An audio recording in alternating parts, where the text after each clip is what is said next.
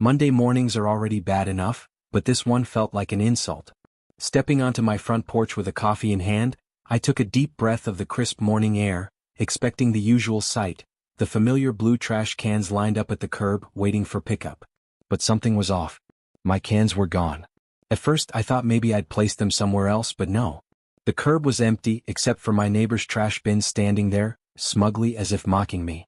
My stomach twisted. Had someone stolen them? Who the hell steals trash cans? I set down my coffee and walked to the curb, scanning the street. A few houses down, Old Man Harris was dragging his bin back up his driveway.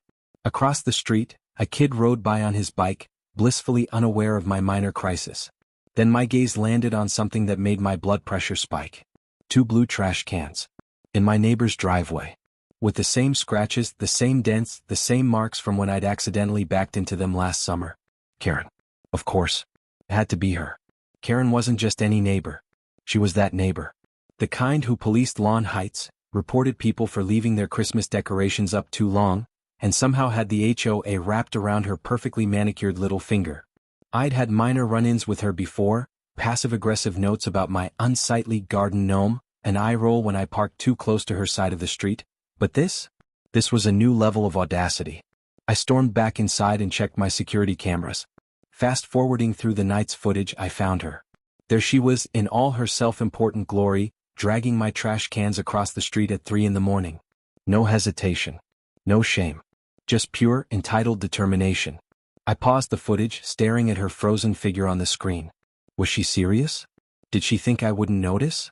I took a deep breath, trying to decide my next move.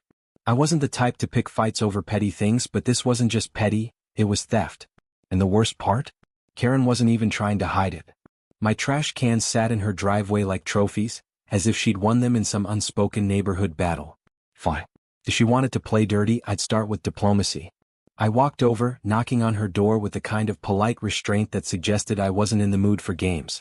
Seconds later, the door swung open and there she was, Karen in a silk robe, holding a coffee cup that read Boss Lady. She looked me up and down, then sighed. What? I forced a smile. Morning, Karen. I think you might have accidentally taken my trash cans. Her expression didn't change. All those? Yeah, I needed extras. Yours were just sitting there. Just sitting there? My eye twitched. Right, because that's how trash pickup works, I said. The bins sit at the curb until they're emptied, then we bring them back. Like civilized people. Karen shrugged, taking a slow sip of her coffee. Well, I needed more space. Mine were overflowing. I let out a humorless laugh. So, you stole mine instead of, I don't know, asking? Stealing? She scoffed. That's a little dramatic. Look, I figured you'd just order new ones. No big deal. Oh, it was definitely a big deal. Karen, those are city-issued bins. They belong to my house. Not yours. She rolled her eyes. Ugh, fine. If you really want them back, I'll bring them over later. But she didn't. That evening, my trash cans were still parked in her driveway. I knocked again. No answer. The next morning?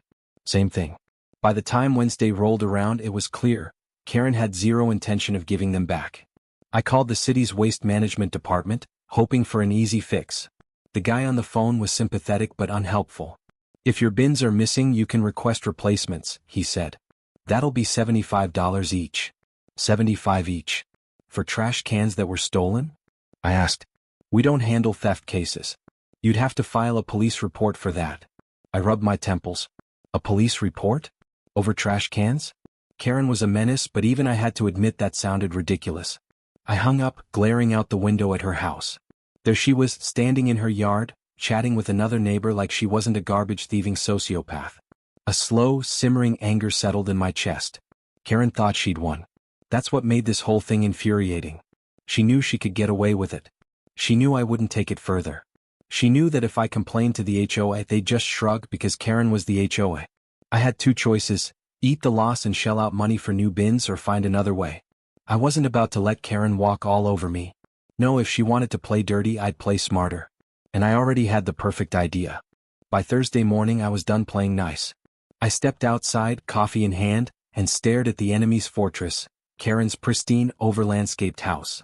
My trash cans still sat smugly in her driveway, right beside her own, as if they'd always belonged there. She hadn't even bothered peeling off my house number, still faintly visible under a layer of dust. I exhaled slowly, reminding myself that storming over and yanking them back wouldn't work.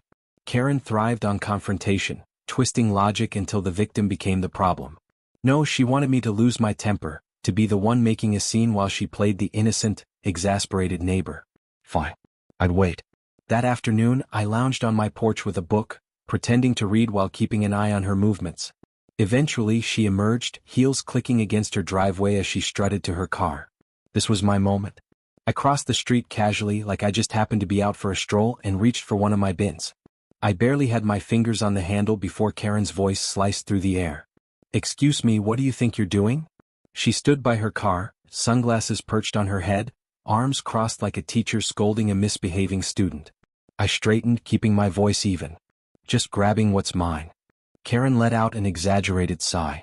"I already told you I needed them. It's not like I took them for fun. And I told you, they belong to my house." She waved a manicured hand dismissively. "Oh, come on. You act like I stole your car. They're just trash cans. And honestly, I should be the one annoyed. You've made this whole thing such a big deal." A laugh bubbled up in my throat, sharp and humorless. I'd made it a big deal? She stole my property and somehow I was the problem? "You know what?"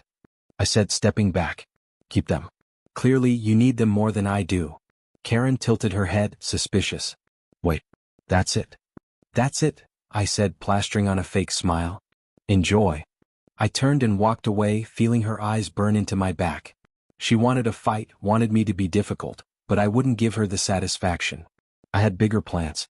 The next morning, I had to deal with the fallout of Karen's theft. Trash day. With no bins, I was left hauling bags of garbage to the curb like some kind of medieval peasant. I set them down, hoping the collectors wouldn't leave a mess, and stepped back just as Karen emerged from her house. She looked at my sad little trash pile, then at her own fortress of stolen bins brimming with neatly organized garbage and smirked. "Shame about your trash cans," she said. "Maybe next time, you'll remember to keep an eye on your things." My fingers curled into fists, but I forced my expression to stay neutral. "Oh, don't worry. I've got everything handled." Her smirk faltered for just a second, like she sensed something shifting beneath the surface. Then she shrugged and strutted back inside, confident that she'd won. She had no idea what was coming. Karen thought she had me backed into a corner. That was her first mistake. The second was underestimating just how far I was willing to go to turn the tables. If she wanted to hoard trash cans like some suburban dragon, I'd make sure she had more than she could ever handle. The plan came together in a single, beautiful stroke of inspiration. If Karen wanted extra bins so badly, I'd make sure she got them, more than she could possibly use.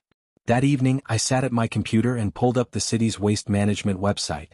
The online request form for additional trash cans was simple. Just a few fields: name, address, number of bins requested. The best part? They billed directly to the homeowner's account. I took my time filling it out, making sure every detail matched Karen's property.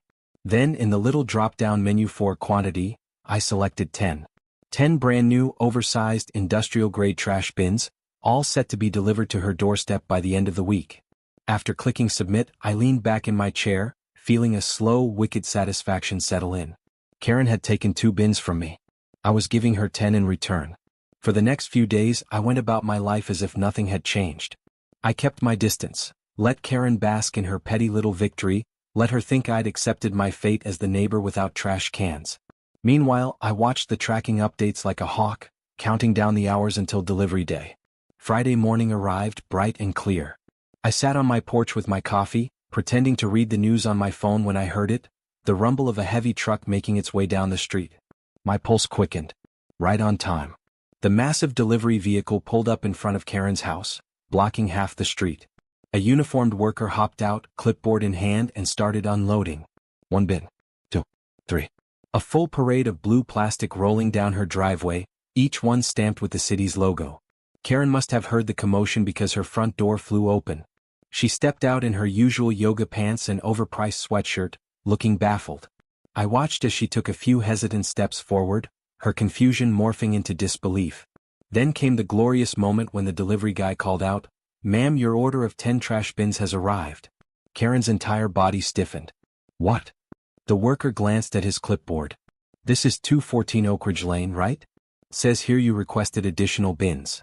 "I didn't request anything," she snapped, her voice sharp enough to cut glass. The worker frowned, flipping through the paperwork. Well, the request came from this address. And once they're delivered, we can't take them back. City policy. Karen sputtered, her hands flailing in exasperation. This is ridiculous. I don't need, why would I order 10 trash cans? I sipped my coffee, barely suppressing my grin. The worker, unfazed by her outrage, simply handed her a confirmation slip. They're yours now. Have a great day. With that, he climbed back into the truck, leaving Karen standing in her driveway, surrounded by a fortress of unwanted bins. I let a few beats pass, savoring the sight of her trying to process what had just happened.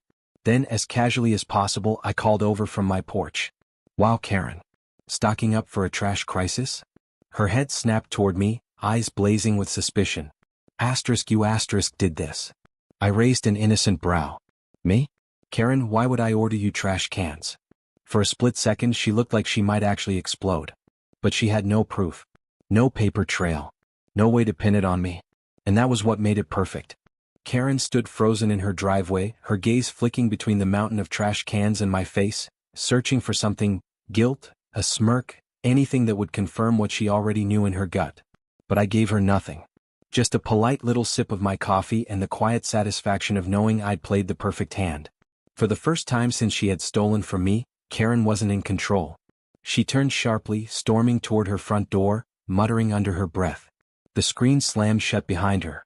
I half expected her to return with her phone, maybe ready to call the city or the HOA, demanding someone fix this. But she didn't. Because deep down, Karen knew that making a scene over something so petty would make her look ridiculous. Still, she wasn't the type to go down without a fight. That evening, I noticed her outside, dragging one of the bins to the curb, testing to see if the garbage collectors would take them away. I could almost hear her thoughts. If I leave them here, someone will come deal with them. Someone always does. Except, Waste Management had a policy. Every house was assigned a specific number of bins, and extras had to be requested, paid for, and registered. Karen's problem wasn't mine anymore. It was hers alone. Trash day came and went. The bins remained. By Saturday, the frustration was written all over her face. She tried moving them behind her house, but there were too many. They took up half her driveway, a towering plastic testament to her own entitlement. The other neighbors had noticed too. I caught one of them, Mrs. Carmichael from 2 doors down, whispering to her husband while they walked their dog. She always brags about being on the HOA, I overheard her say. Looks like even she can't get out of this mess. By Sunday morning, Karen was unraveling. I spotted her standing on her porch, phone pressed to her ear, pacing like a caged animal. Maybe she was calling the city, trying to argue her way out of it. Maybe she was pleading with the HOA to intervene. Whatever it wasn't working. And then, the moment of pure gold. A local teenager rode by on his bike, slowed down and took out his phone. He snapped a picture of Karen's driveway, a landfill in the making, and chuckled as he pedaled off. By noon, the image had made its way onto the neighborhood's social media page. The caption? When you love trash cans so much you order 10 extra. The comments were brutal. Wait, she's on the HOA, right? Shouldn't she know better? Does she think they breed? Plot twist, she's building a bunker out of them. The more she tried to ignore it, the worse it got. The neighbors had smelled blood in the water. And the best part? I never had to lift a finger. Karen had built her own downfall brick by brick, or, in this case, bin by bin. That afternoon she cracked.